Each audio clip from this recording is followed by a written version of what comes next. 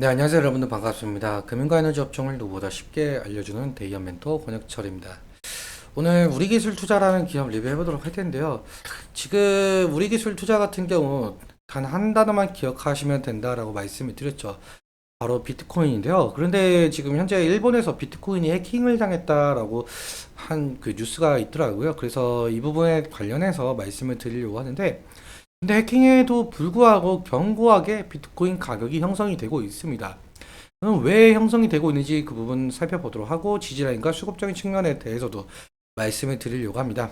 같이 한번 확인해 보면서 천천히 얘기 나눠보도록 할 텐데요. 먼저 시작하기 전에 저희 데이업 채널에 오시면 모든 종목들을 커버해 드리고 있으니까 찾아와 주시면 정말 감사하겠고, 제 영상도 끝까지 지켜봐 주시면서 댓글로 궁금하신 것들 남겨주시면 다음 영상에서 말씀을 드리도록 하겠습니다.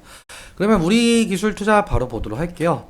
일단 먼저 우리 기술 투자의 차트를 보자면 과거 17년도와 18년도 때 이때 당시에는 비트코인이 2,800만 원을 처음으로 돌파를 했거든요. 그거에 맞춰서 우리 기술 투자도 상승했었던 모습이고요. 그리고 2020년도와 2021년도 때 이때 상승 같은 경우는 비트코인이 8천만 원을 돌파를 하면서 강한 상승의 흐름이 나왔었고요. 지금 현재 상승 같은 경우 지금 비트코인이 1억을 돌파를 했다가 다시금 8천만 원까지 조정이 나오고 다시 9천만 원까지 돌파를 했었죠. 그 부분에 관련해서 지금 같은 흐름을 보여주고 있고, 그렇다면 왜 이 우리 기술 투자는 비트코인과 같은 흐름을 같은 차트를 좀 그려 나가고 있느냐라는 것인데, 여러분들도 뭐 아시는 분들이 상당히 많을 거라고 생각이 들지만 모르시는 분들을 위해서 말씀을 드려보자면, 우리 기술 투자는 두나무라는 회사에 투자한 사실이 있어요. 이 두나무의 4대 주주에 해당하는 7.21%의 지분을 가지고 있는데요. 이러한 두나무 같은 경우 현재 업비트라는 가상자산 거래소를 운영을 하고 있죠. 이 가상자산 거래소 운영을 하면서 코인 투자도 같이 하고 있는 상황인데요.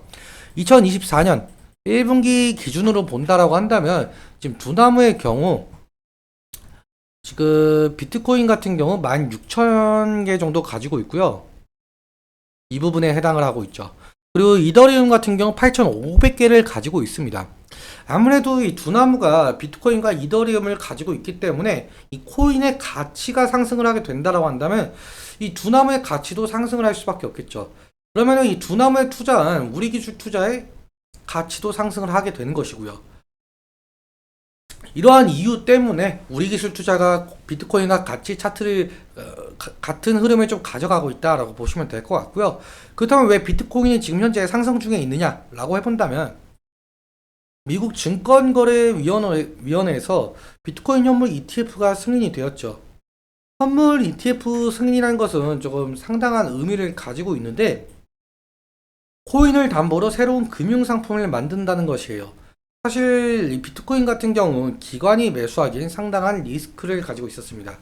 이 코인의 치명적인 약점이 뭐냐라고 한다면 새로운 가상 자산 거래소가 생겨난다는 거예요. 한국도 마찬가지로 현재 4대 거래소라고 불리고 있는 이 업비트, 그리고 빗썸, 코인원, 코빗이 있는데 이 새로운 가상자산 거래소가 생기게 된다고 한다면 비트코인은 변동성이 커질 수밖에 없거든요. 왜 그러냐라고 한다면 그 신규 거래소에서는 비트코인을 거래하기 위해서 또 다른 비트코인이 필요하기 때문에 이 다른 거래소에서 비트코인을 매입을 해가지고 유통 물량을 늘려야 하기 때문이죠. 이러한 유동성 문제로 기관은 비트코인에 투자하기 꺼려 있었습니다. 하지만 미국 증권거래위원회에서 이 ETF 승인으로 새로운 금융상품을 만들어지게 되면서 기관들은 대체 투자로서 투자할 근거가 생기게 된다는 거죠. 앞으로 코인을 담보로 어떤 금융상품이 만들어질지는 좀 지켜봐야 되겠지만 가치가 0에서 출발했던 코인을 가치 있게 만들어준 제도화를 통해서 비트코인의 새로운 투자 관점을 바라보면서 상승의 길을 열어준 것이 모멘텀이라고 생각을 할 수가 있을 것 같은데요. 그리고 또 한 가지 더 있죠. 사실 지금 비트코인뿐만 아니라 이더리움까지 현물 ETF 승인이 되면서 코인에 대한 상승 모멘텀이 상당해졌거든요. 사실 원래 이더리움 같은 경우 승인 가능성이 거의 없었지만 현재 미국은 대선이 얼마 남지 않은 상황이었잖아요. 사실 트럼프 같은 경우 가상자산에 좀 친화적인 입장을 보여주고 있었지만 반대로 바이든은 가상자산에 좀 강경한 입장을 보이고 있었어요. 근데 트럼프가 너무 친화적인 입장을 가지고 있다 보니까 이 투신 문제로 인해서 바이든이 가상자산에 친화적인 입장을 보이면서 ETF 승인이 되었던 것 같습니다.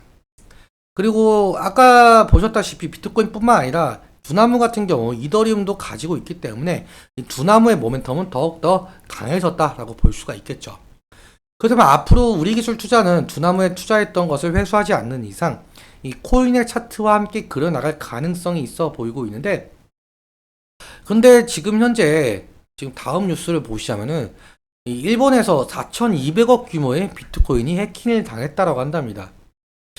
그러니까 이 부분에 관련해서 지금 계속적으로 조사 중이라고는 하는데, 근데 사실상 이렇게 코인에 대해서 예전 같은 경우 해킹을 당했을 당시에 코인의 가격이 하락을 했거든요. 근데 지금 좀 지켜주고 있다.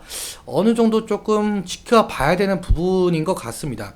아무튼 이러한 악재도 있다라는 사실 좀 염두에 두시면 좋을 것 같고요. 그럼 차트와 수급적인 부분 좀 보도록 할게요. 우리 기술 투자 같은 경우 오늘 3% 정도 상승을 하고 마감을 했는데 지금 60일 이평선과 10일 이평선 모두 돌파를 했어요.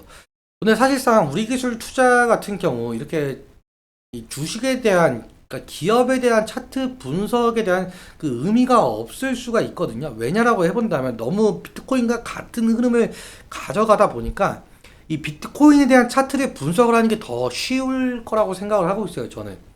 하지만 우리는 지금 주식을 하던 입장이다 보니까 좀 분석을 한번 해보자면 지지라인 같은 경우 이 부분을 좀 생각을 할 수가 있을 것 같아요. 한 20일 이평선 부근이 될 가능성이 높을 것 같은데, 만약에 이탈을 하게 된다라고 한다면 2차적으로 이 부분을 좀 보실 수가 있을 것 같아요. 120일 이평선 부근이 될 가능성이 높은데, 만약에 이 120일 이평선 부근까지 이탈을 하게 된다라고 한다면 240일 이평선까지의 이격도가 상당하다 보니까 리스크적인 관리는 필요할 것으로 보이고 있고요. 그리고 상승시 같은 경우는 사실상 지금 보시면 2021년도 때부터죠. 이때 당시부터 거의 쌍봉을 넘어서 3봉, 이 3봉이 나왔던 형태이기 때문에 더욱더 이 저항이 강할 가능성도 염두에 보셔야 될 것 같아요.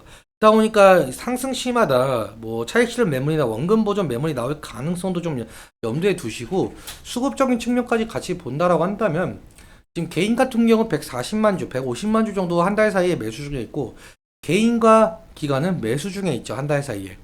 지금 외국인과 기관에서 매수세가 상당하다 보니까 만약에 이 매수세가 매도세로 돌아가게 된다라고 한다면 우리 기술 투자의 주가에 뭐 부정적인 영향을 끼칠 가능성이 높겠죠. 이 부분 계속적으로 체크해 나가면서 염두에 두셔야 될 것 같고요. 그렇다면 오늘은 여기까지 말씀을 드리면서 오늘 내용 여러분들께 도움이 되셨다면 구독과 좋아요 부탁드리고, 그리고 말씀드린 내용과 차트적인 부분에 대해서 제 개인적인 견해가 있을 수밖에 없기 때문에 여러분들의 주관적인 견해와 함께 투자를 현명한 선택하셨으면 좋겠습니다. 오늘도 시청해주셔서 감사하고 지금까지 멘토 권혁철이었습니다. 감사합니다.